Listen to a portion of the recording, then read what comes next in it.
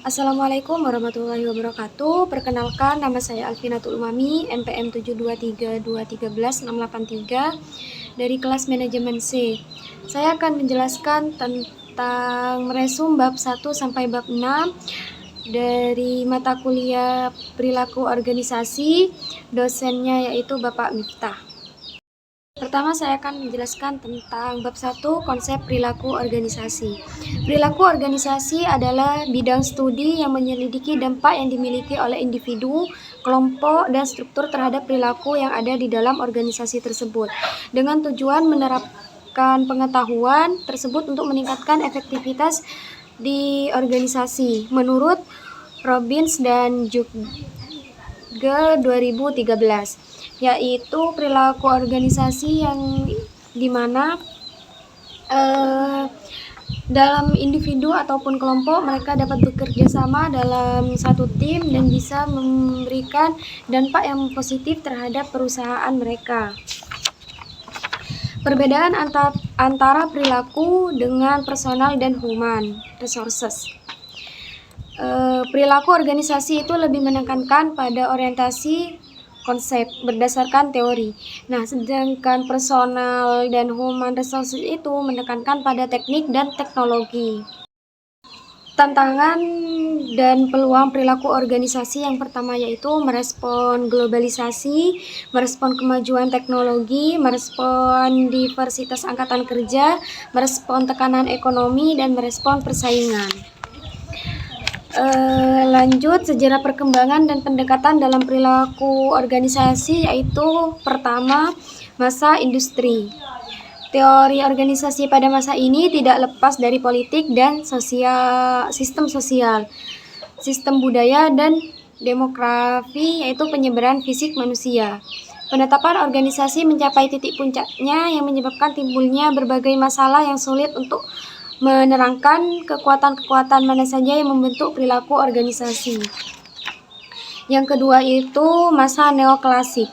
Perubahan teknologi pada masa revolusi industri mengakibatkan lahirnya perspektif klasik yang dimulai pada sekitar abad ke-18. Pada masa inilah yang disebut organisasi dalam pengertian modern mulai berkembang dan maju. Lanjut, masa modern, yaitu pada masa ini perilaku organisasi mendekati masalah berbagai suatu sistem keseluruhan dengan memperhatikan berbagai variabel dan proses yang dinamis dengan sistematis dan berhubungan dengan sistem lingkungan yang ada. Faktor yang mempengaruhi perilaku organisasi. Yang pertama itu pengurangan kemangkiran.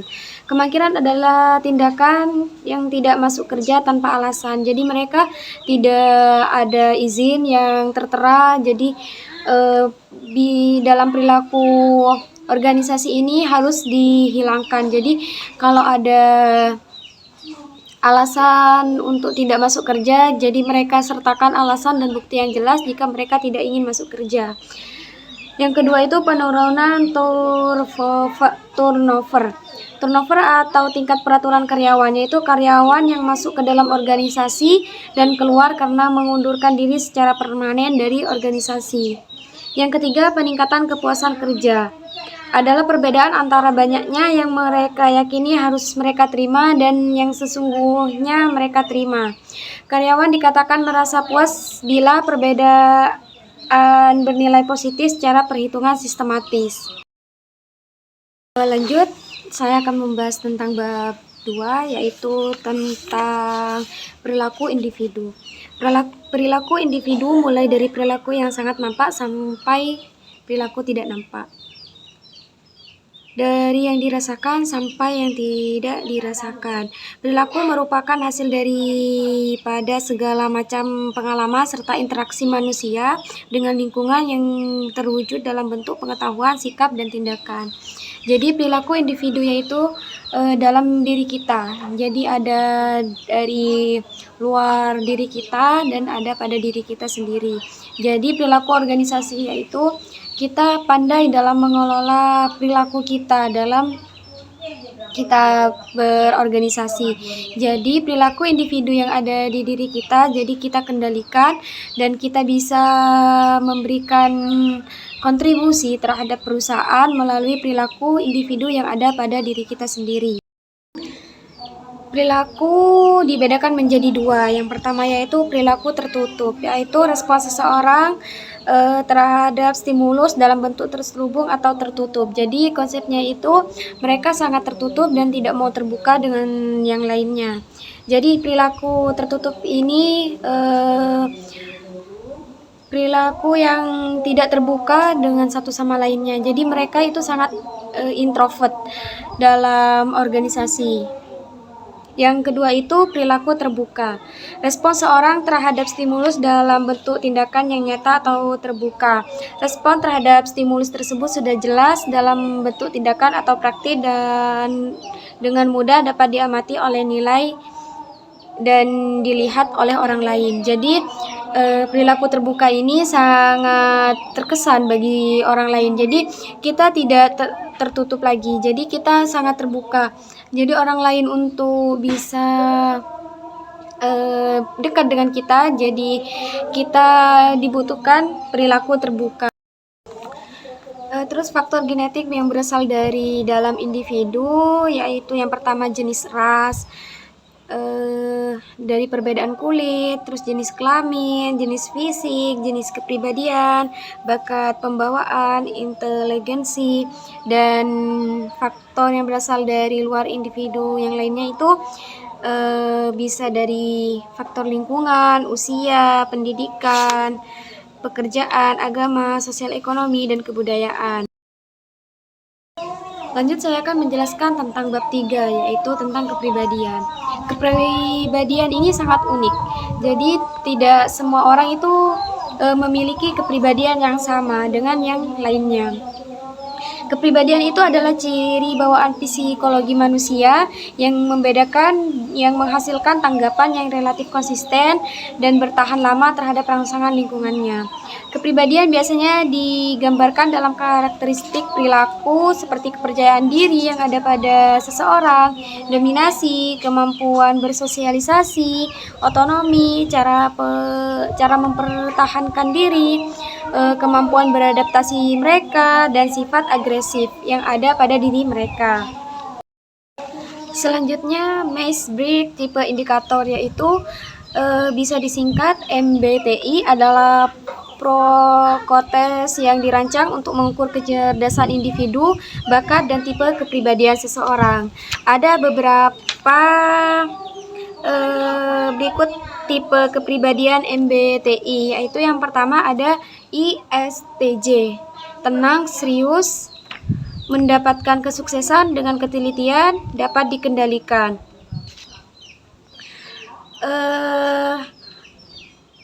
Mementingkan fakta realistik dan tanggung jawab, memutuskan segala sesuatu secara logis, disiplin dalam mengatur dan mengorganisasikan pekerjaan mereka, tatanan rumah mereka, dan hidup mereka agar tertata dengan rapi.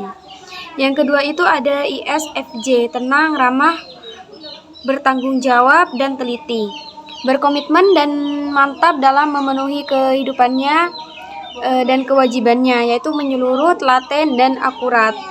Yang ketiga itu ada INFJ, teliti dan sangat memegang teguh nilai yang dipercaya oleh perusahaan.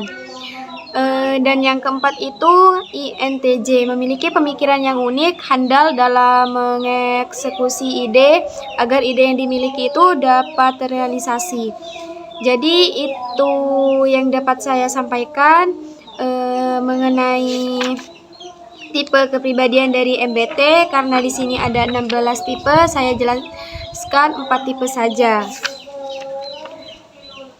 Terus ada dimensi budaya Hofstede. Ada dalam penelitiannya itu berhasil mengidentifikasi 6 model karakteristik untuk mengukur sebuah kultur di masyarakat lintas negara. Dimensi budaya mewakili preferensi independen untuk suatu keadaan di atas keadaan lain yang membedakan negara, bukan individu satu dengan yang lainnya. Baik, saya akan menjelaskan bab 4, persepsi dan pembuatan keputusan individual.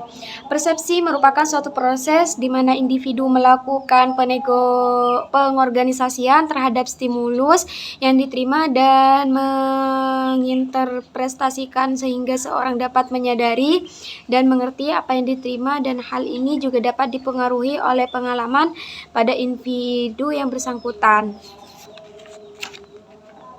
Faktor yang mempengaruhi persepsi yaitu yang pertama, pihak perilaku. Di antara karakteristik pribadian yang mempengaruhi persepsi adalah sikap, motif, kepentingan atau minat, pengalaman masa lalu, dan penghargaan. Objek atau target yang dipersepsikan yang pertama itu latar belakang. Hubungan suatu target dengan latar belakangnya mempengaruhi persepsi, seperti kecenderungan kita untuk mengelompokkan benda-benda yang berdekatan atau mirip. Yang kedua itu kedekatan. Objek-objek yang berdekatan satu sama lain akan cenderung dipersepsikan bersama, bukannya terpisah. Dan yang ketiga itu ada bunyi, atau orang yang keras suaranya lebih memungkinkan diperhatikan dalam kelompok daripada mereka yang pendiam. Yang keempat itu ukuran. Objek yang semakin besar akan mempengaruhi persepsi seseorang. Pembuatan keputusan. Pembuatan keputusan merupakan salah satu unsur yang sangat esensial dalam organisasi dan manajemen. Pembuatan keputusan bukan hanya fungsi pimpinan, tapi juga suatu proses partisipasi seluruh anggota untuk meningkatkan fungsi-fungsi manajemen. Bagi pemimpin, pembuatan keputusan ini merupakan salah satu fungsi untuk tidak dapat dihindari untuk melakukannya. Pengambilan keputusan adalah proses membuat pilihan dari sebuah alternatif membuat pilihan untuk mencapai hasil yang diinginkan. Definisi ini memiliki 3 kunci elemen. Yang pertama itu pengambilan keputusan melibatkan membuat pilihan dari sejumlah pilihan. Yang kedua itu mengambil keputusan adalah proses yang melibatkan lebih dari sekedar pilihan akhir dari antara alternatif. Yang ketiga itu hasil yang diinginkan yang disebutkan dalam definisi melibatkan tujuan atau target yang dihasilkan dari aktivitas bahwa pembuatan keputusan terlibat dalam mencapai keputusan akhir. Dasar-dasar pengambilan keputusan yang pertama itu ada intuisi, pengalaman, fakta, wewenang, dan regional. Proses pengambilan keputusan itu ada beberapa juga. Yang pertama, identifikasi masalah, pengumpulan dan menganalisis data, pembuatan alternatif kebijakan, pemilihan salah satu alternatif kebaikan yang terbaik, ya terus pelaksanaan keputusan, pemantauan dan mengevaluasi hasil pelaksanaan. Selanjutnya saya akan membahas tentang bab 5 yaitu motivasi. Motivasi adalah kunci dari organisasi yang sukses untuk keberlangsungan pekerjaan. Dalam organisasi dengan cara dan bantuan yang kuat untuk bertahan hidup, motivasi adalah memberikan bimbingan yang tepat atau arahan dan sumber daya dan imbalan agar mereka terinspirasi, tertarik untuk bekerja dengan cara yang mereka inginkan. Pandangan tentang motivasi. Yang pertama itu model tradisional. Model ini mengisyaratkan bahwa manajer menentukan bagaimana pekerjaan harus dilakukan dan digunakan sistem mengubah intensif untuk motivasi para pekerja. Contohnya kalau ada uang dia bekerja. Yang kedua itu model hubungan manusia. Kontak-kontak sosial pegawai dan pekerjaan pada pekerjaannya merupakan hal penting, bahwa kebosanan dan tugas-tugas bersifat pengulangan adalah faktor-faktor penurun motivasi. Yang ketiga itu model sumber daya manusia menyatakan bahwa para pekerja dimotivasi oleh banyak faktor, tidak hanya uang atau kegiatan untuk mencapai kepuasan, tetapi kebutuhan untuk berprestasi dan memperoleh pekerjaan yang berarti. Sumber motivasi ada dua. Yang pertama ada intrinsik dan ekstrinsik. Intrinsik itu dari diri kita sendiri. Dalam setiap individu sudah ada dorongan untuk melakukan sesuatu. Itu sebabnya motivasi intrinsik juga dapat dikatakan sebagai bentuk motivasi yang di dalamnya aktivitas dimulai dan diteruskan berdasarkan dorongan dari diri kita sendiri.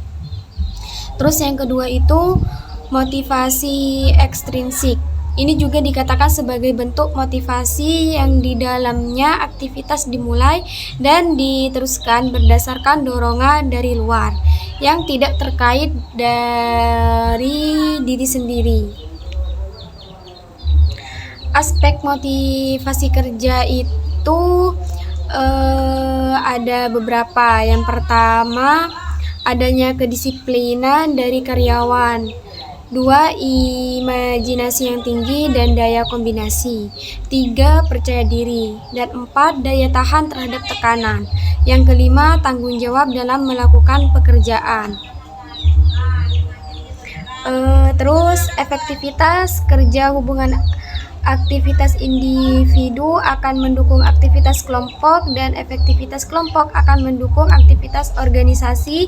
Dengan demikian, pencapaian tujuan organisasi tergantung pada efektivitas kelompok dan faktor-faktor efektivitas kerja, yaitu waktu tugas produktif, motivasi, evaluasi, kerja pengawasan lingkungan, dan lingkungan kerja, perlengkapan, dan fasilitas. Yang selanjutnya itu ada penghargaan. Penghargaan adalah perangsang maupun motivasi guna membangun kinerja yang dicapai individu yang biasanya seperti dibentuk finansial, yaitu pemberian, insentif, tunjangan, bonus, serta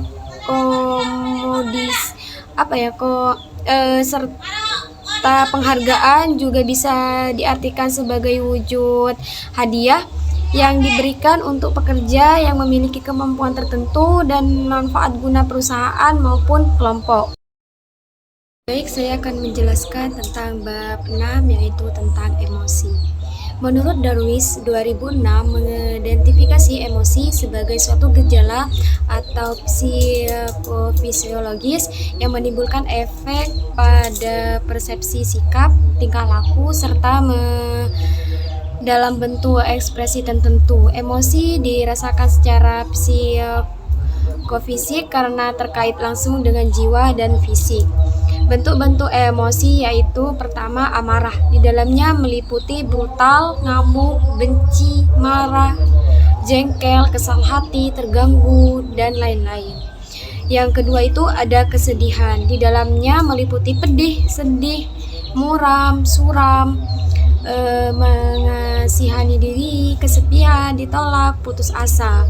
Terus yang ketiga itu rasa takut. Di dalamnya meliputi cemas, takut, gugup, khawatir, was-was, perasaan takut sekali, sedih, waspada, dan tidak tenang hati. Yang selanjutnya itu cinta. Di dalamnya meliputi penerimaan, persahabatan, kepercayaan, kebaikan hati, rasa dekat, bakti, hormat, kasmaran, dan kasih sayang. Selanjutnya terkejut. Di dalamnya meliputi terkesiap, takjub, terpana, jengkel. Di dalamnya meliputi hina, jijik, muak, mual, benci, tidak suka, dan rasa mau muntah. Dan yang terakhir itu malu. Di dalamnya meliputi rasa bersalah, malu hati, kesal hati, menyesal, hina, aib, dan hati hancur lebur. Lanjut, regulasi emosi adalah kemampuan untuk tetap tenang di bawah tekanan emosi yang meliputi semua kesadaran dan ketidaksadaran seseorang, baik dari strategi yang digunakan untuk menaikkan, memelihara, mengontrol, dan menurunkan emosi sehingga berpengaruh kepada perasaan, perilaku, dan respon fisiologis. Lanjut, aspek-aspek regulasi emosi yang terdiri dari 3 macam. Yang pertama itu kemampuan memonitor emosi. Dan yang kedua itu kemampuan mengevaluasi emosi. Dan yang terakhir itu kemampuan memodifikasi emosi. Lanjut, tentang suasana hati atau mood. Mood atau suasana hati adalah perasaan-perasaan yang cenderung kurang intens dan yang terjadi karena situasi dan kondisi yang sedang dialami. Situasi dan kondisi tersebut mempengaruhi perasaan seseorang, seperti adanya perasaan sedih, kecewa, kesal, dan senang, dan lain-lain sebagainya.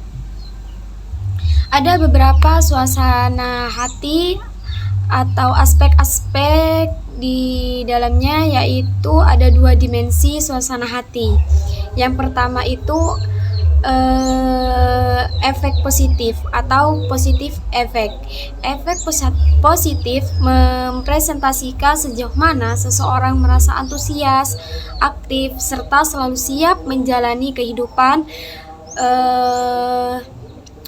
di mana efek positif yang tinggi adalah keadaan seseorang merasakan energi yang tinggi, konsentrasi penuh, dan keterlibatan yang menyenangkan. Sedangkan efek positif yang rendah dikarakteristikan oleh kesedihan dan kelelahan yang ada pada diri kita sendiri. Terus yang kedua itu ada efek negatif atau negatif efek. Merupakan dimensi umum yang dari keadaan sulit serta pengalaman yang tidak menyenangkan terkait keterlibatan dalam hubungan sosial, di antaranya rasa marah, perasaan bersalah, atau gelisah. Nah, sekian dari saya penjelasan mengenai bab 1 sampai bab 6. Kurang dan lebihnya saya mohon maaf. Jika ada kesalahan, mohon dimaafkan. Untuk itu presentasi resum materi dari saya. Wassalamualaikum warahmatullahi wabarakatuh.